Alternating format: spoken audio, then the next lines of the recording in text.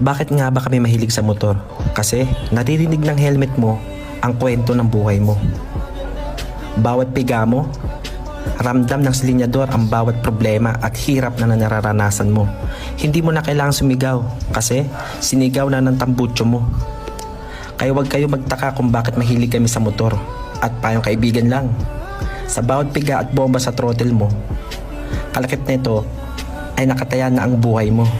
Kaya mag-iingat tayo palagi dahil ang tunay na finish line ay ang pamilyang uuwian mo.